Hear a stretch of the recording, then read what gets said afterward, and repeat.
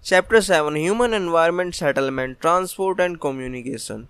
In Chapter 1, you have learned that early human beings depended entirely on nature for food, clothing, and shelter, but with time they learned new skills to grow food, build homes, and develop better means of transport and communication. In this way, they modified the environment where they lived. Settlements are places where people built their homes. Early human beings lived on trees and in caves.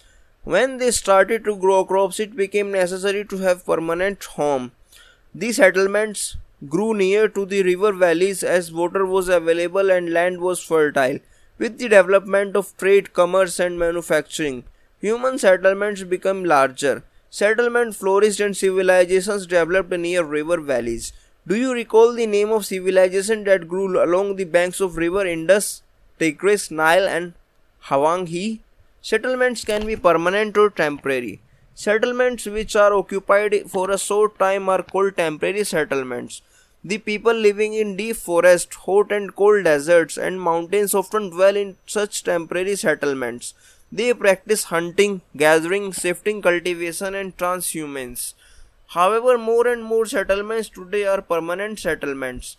In these settlements, people build homes to live in. It was Mary's birthday party. She and her friends were awaiting for Gurpreet to arrive so that Mary could cut the cake. At last, Gurpreet arrived, tired, coughing, and wheezing. She explained that the traffic jam was terrible. Mary's mother, Mrs. Thomas, patted Gurpreet's back and sighed. Oof, the pollution in our city. Prasad has recently came from this village. He asked, why do we have such traffic jams and such pollution in the cities? The number of vehicles is increasing day by day due to growing population of the city. Mary's father, Mr. Thomas, replied. Mary asked, then why are people coming to the cities? Her mother replied, they come looking for jobs, better education and medical facilities.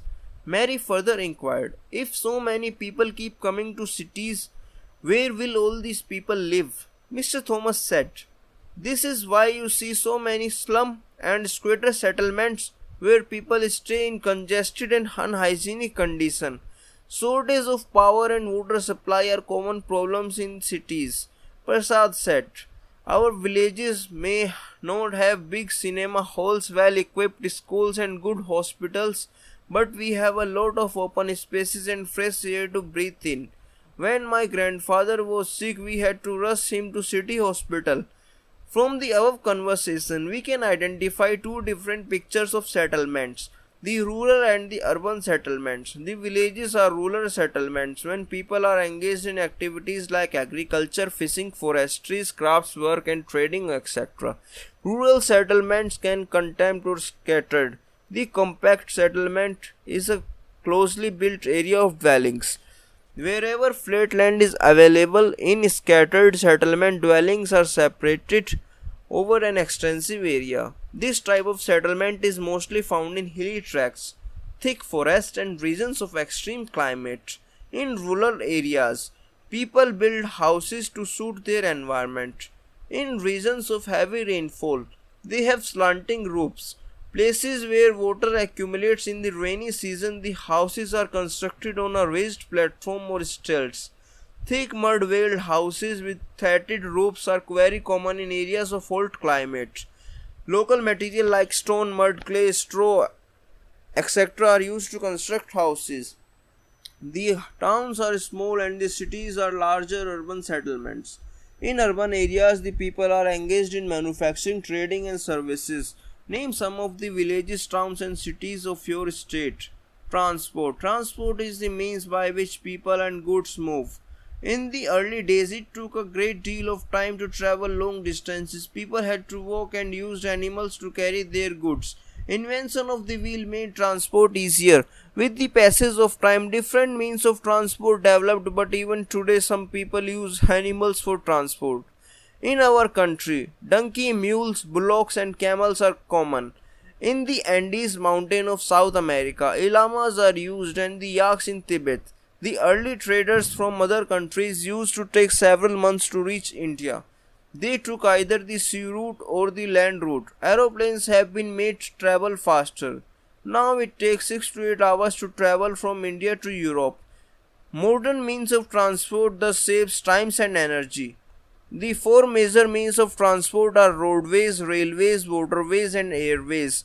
Roadways, the most commonly used means of transport, especially for short distances, are roadways. They can be metalled, puka, and unmetalled, kutta.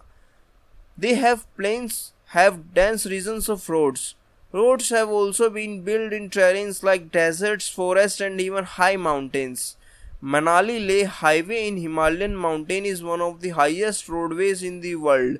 Roads built underground are called subways, under pathways, flyovers are built over raised structures.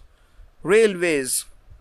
The railways carry heavy goods and people over long distances quickly and cheaply. The invention of steam engine and the industrial revolution helped in speedy development of rail transport. Diesel and electric engines have deeply replaced the steam engines. In places, super-fast trains have just introduced to make journey faster. The railway network is well developed over the plain areas. Advanced technological skills have enabled laying of the railway lines in the difficult mountain terrains also. But there are much fewer in number. Indian railway network is well developed. It is the largest in Asia. Do you know the Trans-Siberian Railway is the longest railway network system connecting St. Petersburg in western Russia to Vladivostok on the Pacific coast? Waterways. You have already learned that since early days waterways were used for transportation. Waterways are the cheapest for carrying heavy and bulky goods over the long distances. They are mainly two transports: inland waterways and sea routes. Navigable rivers and lakes are used as inland waterways. Some of the important inland waterways are Ganga Brahmaputra river system, the Great Lakes in North America, and the River Nile in Africa. Sea routes and oceanic routes are most commonly used for transporting merchandise and goods from one country to another. These routes are connected with ports. Some of the important ports of the world are Singapore and Mumbai in Asia, New York, Los Angeles in North America, Rio de Janeiro in South Africa, Durban and Cape Town in Africa, Sydney in Australia, London and Rotterdam in Europe. Can you name some of the more ports in the world? Airways. This is the fastest way of transport developed in early 20th century. It is also the most expensive due to high cost of fuels. Air traffic is adversely affected by bad weather like fogs and storms. It is the only mode of transport to reach to the most remote and distant areas, especially where there are no roads and railways. Helicopters are extremely useful in most inaccessible areas and in time of calamities for rescuing people and distributing food, water, clothes and medicines. Some of the most important airports are Delhi, Mumbai, New York, London, Paris, Frankfurt and Cairo. Communication. Communication is the process of conveying messages to others. With the development of technology, humans have devised new ways of communication. The figure 7.10 explains the evolution of the communication system. The advancement in the field of communication has brought about an information revolution in the world. Different modes of communication are used to provide information, to educate as well as to entertain. Through newspaper, radio and television, we can communicate with large number of people. They are therefore mass media. These satellites have made communication even faster. Satellites have helped in oil exploration, survey of forest, underground water, mineral wealth, weather forecast and disaster warning. Now we have sent electronic mails or emails through internet. Wireless telephonic communication through cellular phones have become very popular today. Internet not only provides us with worldwide information and interaction but has also made our lives more comfortable. Now we can reserve tickets for railways, airways and even cinemas and hotels sitting at home. With this kind of inner connectivity of people, services and institutions across the world, we are a large global society.